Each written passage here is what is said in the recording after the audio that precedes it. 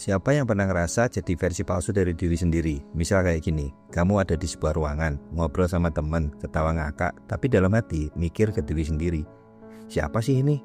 Kok bukan aku banget? Aku pernah, dan parahnya itu berlangsung bertahun-tahun. Di video ini aku mau cerita cara aku beneran jadi diri sendiri, yang awalnya jadi versi malu-maluin dan akhirnya berubah total. Ini bukan tentang teori-teori basi, ini real, pengalaman hidup, jatuh bangun, dan gimana aku akhirnya bisa jadi versi diriku yang ya setidaknya nggak malu-maluin lagi. Stay sampai akhir karena bisa jadi kamu bakal melihat versi dirimu yang sebenarnya, yang selama ini mungkin kamu sembunyiin. Awal mula aku nggak jadi diri sendiri. Waktu SMA aku mulai belajar satu skill yang dulu aku kira itu keahlian hebat, tapi sekarang aku sadar itu tuh racun. Skill itu adalah menyesuaikan diri biar diterima. Aku ingat banget waktu pertama kali masuk SMA, aku masuk ke lingkungan yang menurutku di atas aku. Mereka anak-anak keren, percaya diri, pakai sepatu dan tas mahal, bisa ngobrol tentang musik yang aku bahkan belum pernah dengar. Dan aku anak yang biasa-biasa aja. Tapi karena aku pengen dianggap keren, aku mulai belajar pakai gaya mereka. Gaya ngomong, cara jalan, bahkan pura-pura suka lagu-lagu yang sebenarnya ya nggak nyambung sama aku. Aku sukanya dangdut, mereka suka jazz gitu. Aku pernah bilang suka banget sama film horor, padahal aku lebih suka komedi. Cuma karena teman-temanku bilang yang nggak suka film horor tuh cupu. Dan tahu nggak, aku nonton film itu bareng mereka dan malamnya aku nggak bisa tidur. Tapi aku tetap bilang seru sih, asik, lumayan lah. Padahal ya biasa aja bro. Conformity is the jailer of freedom and the enemy of growth. John F. Kennedy. Aku jadi pinter banget membaca situasi. Di rumah aku anak alim, di sekolah aku sok rebel, di depan guru ya aku rajin, di depan teman ya aku pura-pura gak peduli sama nilai. Tiap hari aku bangun kayak lagi siapin kostum. Hari ini jadi siapa ya? Versi mana yang paling diterima? Lama-lama capek, tapi aku gak tahu cara berhenti. Karena yang aku takutin bukan jadi diri sendiri, yang aku takutin adalah gak diterima. Dan ternyata ketakutan itu udah aku pelihara sejak kecil. Waktu kecil aku pernah dimarahin cuma karena nangis di depan tamu. Dibilang nangis itu lemah, malu-maluin, gak sopan. Sejak saat itu aku belajar satu pelajaran keliru. Kalau mau disayang kamu harus menyenangkan, harus terlihat baik. Itu awal dari segalanya. Awal aku pelan-pelan ninggalin siapa aku, demi siapa yang aku kira orang mau aku menjadi apa. Dan yang lebih nyesek lagi, aku berhasil, aku diterima, tapi bukan sebagai aku, sebagai versi palsu yang aku bikin sendiri.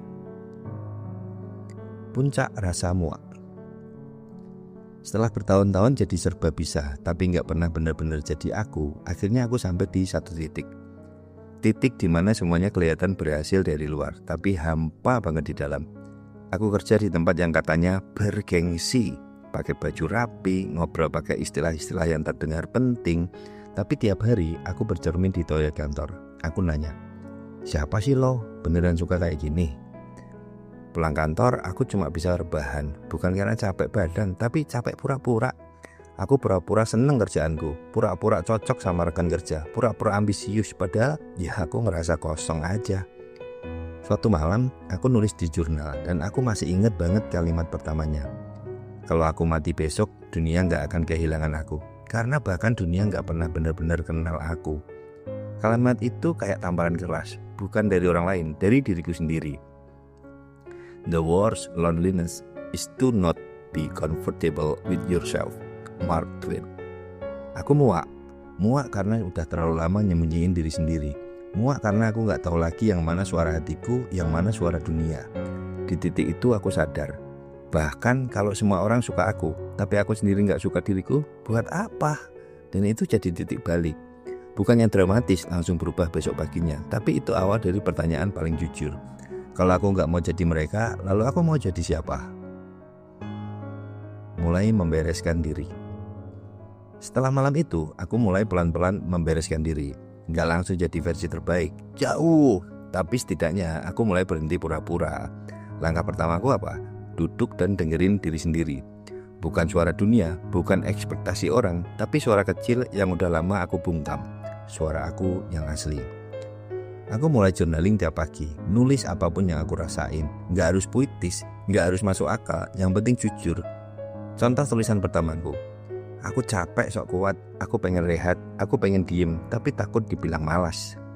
Lucunya ya, pas kita jujur, ternyata bukan kita yang lemah, tapi justru disitulah kekuatan kita mulai tumbuh. Owning our story and loving ourselves throughout that process is the bravest thing we'll ever do. Brand Broad. Aku juga mulai milih lingkungan. Gak semua orang harus aku bahagiakan, gak semua opini harus aku dengerin. Dan pelan-pelan aku mulai ngelepas topeng satu persatu. Di tempat kerja aku mulai bilang enggak kalau memang gak sanggup. Di rumah aku mulai cerita apa adanya. Di media sosial aku mulai nulis dengan suara sendiri, bukan gaya keren-kerenan. Dan awalnya takut banget, takut ditinggal, takut dianggap berubah, takut sendirian. Tapi anehnya justru ketika aku berhenti sok kuat, aku mulai ketemu orang-orang yang tulus, yang terima aku tanpa syarat, yang bilang, ternyata kamu asik juga ya kalau gak sok asik. When you start taking care of yourself, you start feeling better, you start looking better, and you start attracting better. Ternyata membereskan diri itu bukan soal perbaiki yang rusak, tapi lebih ke berani lihat bagian-bagian diri yang selama ini kita sembunyiin dan bilang, gak apa-apa kamu ada, tapi sekarang ayo kita jalan bareng lebih jujur. Memaafkan versi lamaku. Setelah mulai jujur, mulai beres-beres diri, ternyata masih ada satu hal yang bikin proses ini berat. Aku masih sering benci sama diriku yang dulu. Setiap kali aku keinget momen-momen aku pura-pura jadi orang lain, aku ngerasa jijik. Kenapa sih dulu harus segitu desperate-nya buat disukai orang? Aku sering ngomel dalam hati, kok bisa-bisanya kamu segitu gak percaya sama diri sendiri? Dasar pengecut. Tapi suatu malam, aku baca ulang jurnal-jurnalku yang lama. Tulisan-tulisan dari masa-masa aku masih kacau, masih takut, masih sok kuat. Dan aku mulai ngerasa, kasihan. Iya, aku kasihan sama diriku sendiri. Bukan karena lemah, tapi karena dulu aku cuma lagi nyari tempat buat ngerasa cukup. You can't help yourself with hating the version of you that needs love. Najwa Sebian. Aku mulai ngerti, ternyata aku gak palsu, aku cuma luka. Dan luka itu bukannya dihakimi, tapi harus dipeluk. Akhirnya aku nulis surat buat diri lamaku. Isinya sederhana sih. Terima kasih. Terima kasih udah berusaha sebisa kamu. Mungkin caramu salah, tapi niatmu tulus. Sekarang aku udah sampai sini karena kamu dulu pernah bertahan. Dan di situ ada rasa lega, rasa ringan, karena akhirnya aku berdamai sama masa laluku. Bukan dengan cara ngelupain, tapi dengan cara menerima dan menghargainya. Forgiveness is giving up the hope that the past could have been any different. Oprah Winfrey. Aku sekarang udah beda, tapi aku juga adalah bagian dari semua versi diriku yang pernah ada. Nggak sempurna, tapi real dan cukup. Nggak malu lagi jadi diri sendiri. Dulu aku mikir jadi diri sendiri itu berarti harus sempurna, harus tahu jati diri, harus yakin tiap langkah, harus bold kayak tokoh-tokoh di film. Ternyata enggak. Jadi diri sendiri itu bisa sesimpel berani bilang enggak ke hal-hal yang bikin kamu muak. Berani ngerasa sedih tanpa harus kasih alasan ke siapa-siapa. Berani bilang aku belum tahu tapi aku pengen belajar. Aku mulai ngerasa nyaman pakai baju yang aku suka, bukan yang dibilang trendy.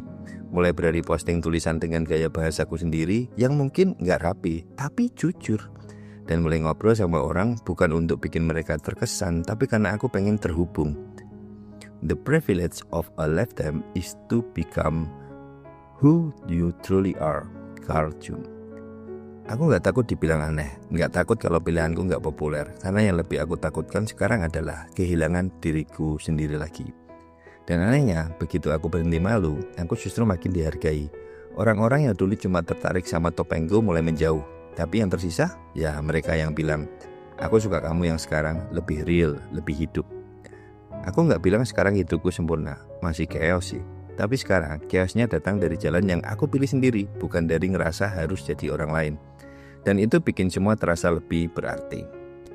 Be yourself, everyone else is already taken. Oscar Wilde. Akhirnya aku bisa bilang tanpa ragu, ini aku, gak sempurna tapi juga gak malu-maluin. Karena aku udah cukup, karena aku udah pulang ke diriku sendiri.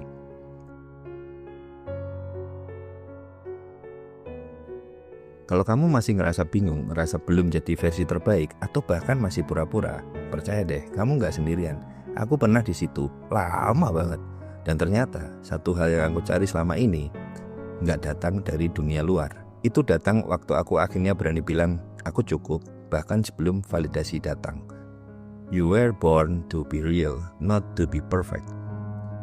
Perjalanan jadi diri sendiri itu bukan lomba cepat-cepat sampai. Nggak ada garis finishnya juga. Kadang kamu bakal tersesat lagi, jatuh lagi, ragu lagi.